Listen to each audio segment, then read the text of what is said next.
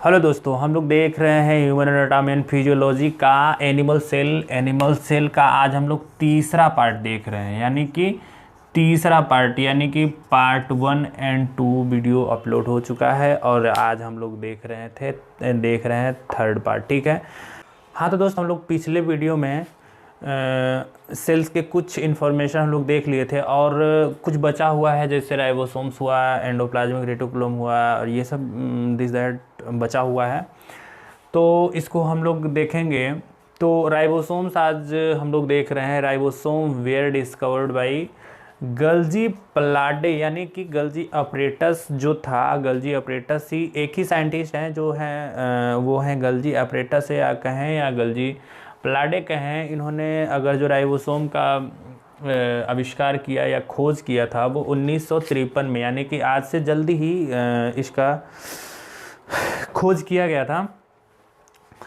तो पिछले वीडियो में हमने बताया था गल्जी अपरेटस का सिंथेसिस देखे थे, गल्जी अपरेटस का सिस्टम देखे थे, गल्जी अपरेटस वर्क कैसे करता है। तो आज हम लोग देख रहे हैं राइबोसोम्स। ठीक है।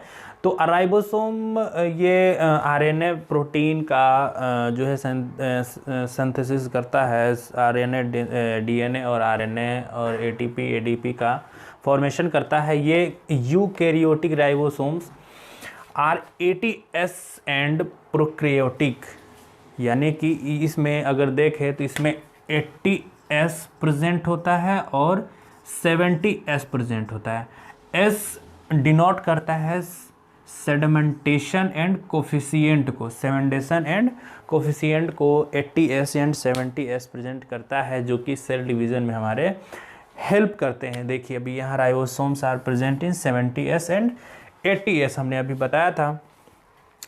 ठीक है, यही सेम चीज़ यहाँ भी लिखा है। और नेक्स्ट अगर हम लोग देखें, अगर इसकी फ़ोटो की अगर बात करें तो ये देखिए स्ट्रक्चर ऑफ राइबोसोम्स। यहाँ है हमारे 70S and 80S ribosomes present होते हैं। ये जो राइबोसोम्स हैं ये इसी को ही हम 70S एंड 80S को दर्शाते हैं। ठीक है। नेक्स्ट अगर हम देखें तो न्यूक्लियस की अब हम बात कर रहे हैं। न्यूक्लियस एक ऐसा चीज़ है, न्यूक्लियस सेल के अंदर जैसे एक घर के अंदर एक मालिक होता है, वैसे ही न्यूक्लियस एक सेल के अंदर खुद का मालिक होता है। ठीक है। एक सेल के अंदर एक मालिक होता है हमारा न्यूक्लियस। न्यूक्लियस से साफ साफ स्पष्ट हो रहा है कि न्यूक्लियस यानी कि सेंटर ऑफ द सेल, यानी कि सेंटर ऑफ द सेल में प्रेजेंट होता है न्यूक्लियस। और इसके आगे पीछे राइबोसोम्स और ढेर सारे मिनरल्स हमारे फ्लूइड्स भरे होते हैं। और ठीक है। Nucleus was discovered by Robert brown इन 1831, यानी कि 1831 में रॉबर्ट ब्राउन नाम के साइंटिस्ट ने इसकी खोज की थी, आज से बहुत ढेर साल पहले। ठीक है। तो रॉबर्ट ब्राउन जी ने कई सारी चीज़ें इसमें बताई थी कि न्यूक्लियस भी होता है सेल के अंदर और न्यूक्लियस के अंदर क्या क्या होता है। ठीक है। न्यूक्लियस आज discovered by double nuclear membrane, यानी कि आउटर न्यूक्लियर मेम्ब्रेन और इनर न्यूक्लियर मेम्ब्रेन। इसमें न्यूक्लियर मेम्ब्रेन दो होते हैं, एक आउटर मेम्ब्रेन एक इनर। इसमें भी डबल मेम्ब्रेन होते हैं, जस्ट हमारे माइटोकॉन्ड्रिया की तरह ये भी होते हैं और इसमें भी डबल मेम्ब्रेन होते हैं। ठीक है। एक आउटर मेम्ब्रेन एंड एक इनर मेम्ब्रेन। ठीक है। चलिए नेक्स्ट अगर जो हम लाइन की थर्ड पॉइंट की बात करें तो न्यूक्लियस कंटेन्स न्यूक्लियोप्लाज्म, यानी कि न्यूक्लियोप्लाज्म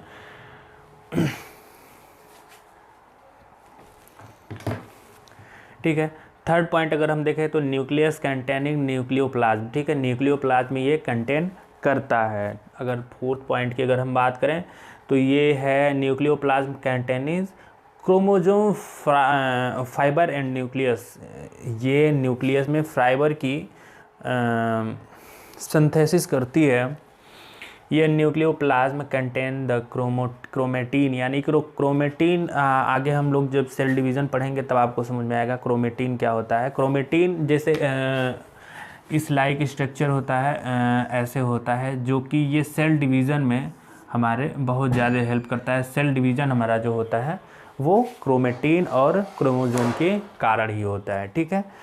तो ये सबसे बड़ा योगदान हमारा न्यूक्लियस का होता है। न्यूक्लियस से ही हमारा सबसे पहले हमारा क्रोमेटिन ब्रेक डाउन होता है, उसके बाद हमारा क्रोमोसोम्स ब्रेक डाउन होते हैं, फिर उसके बाद हमारा न्यूक्लियस ब्रेक डाउन होता है, फिर उसके बाद हमारा सेल धीरे धीरे क्रैक आने पड़ जाते हैं, दरार आने पड़ जाते हैं, और फिर उससे फर्दरली डिवाइड हो जाता है हमारा सेल, एक सेल दूसरे सेल से। जैसे हमारा एक सेल ऐसे है, फिर उसमें क्रोमेटिन बनेगा, क्रोमेटिन के बाद थोड़ा सा इसमें ब्रेक डाउन होगा, फिर इसको ब्रेक डाउन होने के बाद क्या नाम है, न्यूक्लियस थोड़ा ब्रेक डाउन होगा, तो ऐसे हो जाएगा। यानी कि सेम कहने का हमारा मतलब यही है कि जस्ट ले लो और उसको धीरे धीरे ब्रेक डाउन करो। जस्ट ऐसे ही हमारा सेल डिवीजन फॉर्मेशन करता है राइबोसोम्स की। और नेक्स्ट पॉइंट अगर देखें तो chromatin fibre are made up of DNA and histone proteins. Histone proteins का मतलब ये होता है, अभी हमने आपको बताया कि एटीपी एंड एडीपी का फॉर्मेशन करता है। एटीपी एंड एडीपी बना के देता है हमारे डीएनए और आरएनए को, ठीक है, जिससे हमारा पता लगाया जा सकता है कि जीन्स क्या होता है और क्या बहुत से केसेस में हमारे होते हैं डीएनए टेस्ट कराना, डीएनए आरएनए टेस्ट कराना, जिससे हमको पता लग पाता है कि हम किस जीन से हैं, किस माँ बाप के लड़के हैं और किस बाप के औलाद है, ठीक है। चलिए नेक्स्ट पॉइंट अगर हम देखें तो nucleus is a site of messenger. ये मैसेज पहुंचाता है हमारे आरएनए और एमआरएनए एंड टीआरएनए को। टीआरएनए और एमआरएनए तब समझ में आएगा जब थोड़ा सा हम लोग डीपली और इसका सिंथेसिस पढ़ेंगे, ठीक है। चलिए अगर इसकी हम फोटो की देखने की बात करें तो ये रहा हमारा न्यूक्लियस का फोटोज, स्ट्रक्चर एंड फंक्शन। तो हमारा न्यूक्लियर मेम्ब्रेन होता है, ये हमारा न्यूक्लियर मेम्ब्रेन होता है। अभी हमने बताया कि इसमें डबल मेम्ब्रेन प्रेजेंट होते हैं, जो कि आपके साफ साफ दिख रहा है। न्यूक्लियर मेम्ब्रेन एक ये है इनर मेम्ब्रेन एंड एक आउटर मेम्ब्रेन प्रेजेंट है, ठीक है। और इसके बाहर सब जो भी लगे हैं ये छोटे छोटे हैं, ये सब राइबोसोम्स हैं। राइबोसोम्स भी दो प्रकार के होते हैं, चलिए हम लोग आगे देखेंगे। देख रहे हैं तो एंडोप्लाज्मिक रेटिकुलम में हम लोग देखेंगे the endoplasmic reticulum with ribosomes on it is called rough endoplasmic reticulum. देखिए ER यहाँ लिखा हुआ है, RER right, rough endoplasmic reticulum. इसका फुल फॉर्म होता है ROU, रफ एंडोप्लाज्मिक